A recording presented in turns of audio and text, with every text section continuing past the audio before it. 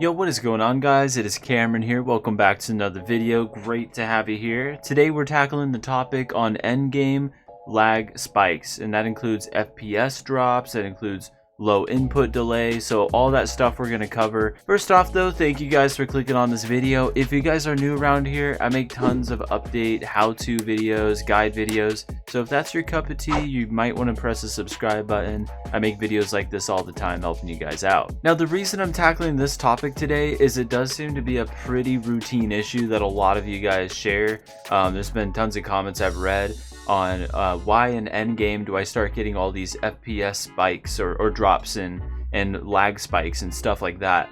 And the reason being is your computer is using a ton of resources. Now imagine here you're in a Champions League endgame.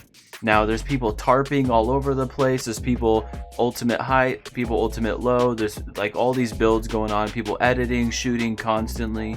That is the most system draining moment in all of Fortnite. When everybody is in a collective small area, your computer is having to render every single action maybe 50 other players are doing all at once. And that is automatically gonna give you some issues with your PC, especially if you're on like a lower or medium PC build. You're not like at the top of the highest spectrum in the PC food chain, if you will. So what I'm going to do is quickly tackle every single aspect on your computer you can do to try to give you the best performance possible to help you pass those points. Because let's face it, if you are getting to a high end in your competitive career, or in general you're just getting to end game every single time and you're noticing these lag or FPS spikes, then this is the best thing you can do, is optimize your computer the best way possible. Increase your FPS, increase your performance, just give you the best chance at not lagging out and then therefore getting dropped like a fly. So the first thing I recommend, guys,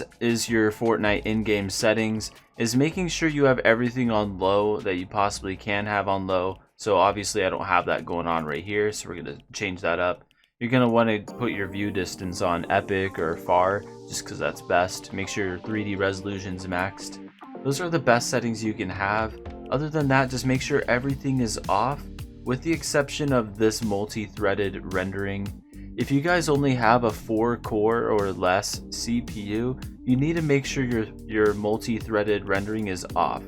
If you're on a higher CPU or a higher computer chip that you have in your computer, if you have like 6 cores, 8 cores, 12 cores, you're gonna want to have this on because it's gonna balance your system. So yeah guys, I just really wouldn't recommend it a whole lot unless you have a ton of cores on your computer. Leaving it off is usually best. The NVIDIA Reflex Low Latency, if you have NVIDIA like a GTX or RTX graphics card, make sure this is on plus boost. It's gonna give you the best performance that way. Alright guys, so the second most important settings is going to be your control panel, your graphics control panel. You might have AMD for your control panel or Intel. So if you have AMD or Intel, I'm going to leave links in the description for you guys to help optimize your control panels. But for everybody that's on NVIDIA, I'm going to walk you through that right now because that's what I got. So you just need to open up your control panel. So first you're going to go to the top left under 3D settings, click adjust image settings with preview. You want to make sure this is toggled on use my preference emphasizing, and scroll this all the way to the left. This is going to maximize performance over quality, which is what you want in a game like Fortnite where you just need performance. That's all you really need. The next thing you need to do is come over here to manage 3D settings, and then you just want to have everything on off up here at the top. So like these first like 8 options, just make sure everything's off. You want to make sure that you got your graphics card selected for OpenGL rendering CPU. For power management, you want to make sure this is set to prefer maximum performance. You need the highest available refresh rate for your CPU, or I'm sorry, for your graphics card GPU. Other than that, guys, everything else isn't really that important. You will want to actually have texture filtering quality on high performance as well. And texture filtering, Trillier optimization on, threaded optimization on, and then these last 2 off, and use 3D application settings for virtual reality pre-rendered frames. So you're just going to click apply, and that's basically all good to go there. Those are the majority of all the settings you really have the control over in NVIDIA control panel. You can do things like check that you have your max refresh rate for your monitor. This is how many times it refreshes in a second. 240 hertz is what my monitor can handle.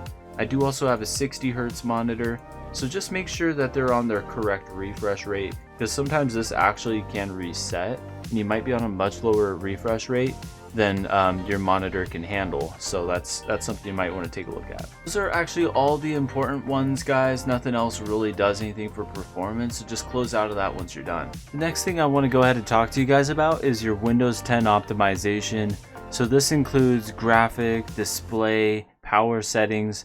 There's quite a few different things you can tweak in Windows 10 to actually optimize your PC further, and this can give you anywhere from like a 10 to 20% FPS boost on top of what you already gained with just tweaking your NVIDIA settings.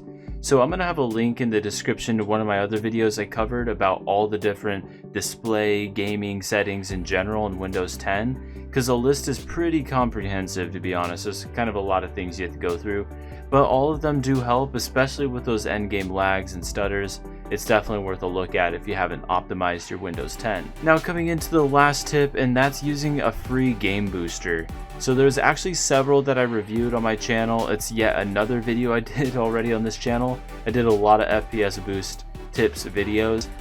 So there'll be another link in the description if you guys want to take a look at the 3 free FPS boosters I tried out. I'm just going to recommend one for today, and it's the one that I thought was kind of the easiest. So I'm going to show you guys that one right now. So this is the one I'm talking about, guys. As you can see here, it's at pcgameboost.com, and it's called Smart Game Booster 5. And a lot of people were worried that this had like viruses or malware. Oh, I got a sub. But no, this is completely like virus or malware free. I've been using it already for quite a long time. I'm going to download it again because I recently did a new install on this PC. So I'm just going to show you what that looks like after you start installing it. So guys, it'll have its own little disclosure here saying that they're going to take over all your intellectual property. I'm just kidding, but you know, it's just a online software customer agreement thing. So just hit agree or continue, hit next, hit actually if you want to pin it to your taskbar or create desktop, you can do that, it's optional. Then just click install, and that's basically it, and we just wait a little while for it all to go through. And now that it's downloaded, we can click finish. It's basically good to go. So guys, here's what the free version looks like. It gives you this nifty little button. You also get quick start to like your different games and stuff, which is kind of nice. But you can just click boost here, and it's saying a driver needs to be updated. So that's actually pretty handy. It can actually boost some of your drivers or install or upgrade your drivers, which is great. I'm actually going to update all of these because I think that these might actually help with my PC. Alright guys, so once you got your drivers up to date, this is what I wanted to show you. It's this little button that says boost. This is magnificent because it can automatically give you like a 10, 15, 20% boost in your FPS. So we're going to test that out right now. Maybe we'll get lucky and get like a huge improvement. So 13%. So something still is tweaked, something's made better. You'll notice here it improves your CPU, 24% reduced. It freed up some RAM, and it unlocked 30% more performance in my GPU. So this is all stuff that your computer's not utilizing, that this app is helping basically optimize your computer for. Now guys, I do want to say at any point, if you notice this is like overworking your system, if you have any issues with it at all, click this restore button, because basically, oh, Epic Games just opened. This restore button will undo any changes it made, and you can uninstall it. It's again like malware free, virus free, and I use Malwarebytes myself and Avast, and it's not detected anything that I've noticed. So I mean, it's a really great app that I recommend for you guys. Another really cool perk that I didn't find out till recently is once you actually have it installed, if you right click on any game, you get this option to run with Smart Booster. Do that, because that also helps. It basically helps it perform better and also gives you higher performance on your computer. So yeah guys, that's all I got for you on this one. Today we just went over a quick optimization, performance check, just ways to help out, because a lot of people lagging in endgame. That really sucks, because you worked really hard that entire match just to get all the way to endgame, and to lag out or have really bad FPS stutters is never fun. But let me know if you guys are experiencing any other issues down in the comment section below. I like to kind of scan over and see what my audience is experiencing, and if it's something a lot of you guys have issues with, I'll make a video on it. But if you guys enjoyed the video, be sure to leave a like and thumbs up. Appreciate y'all. Hope you guys have an awesome day. This is Cameron. See ya for now.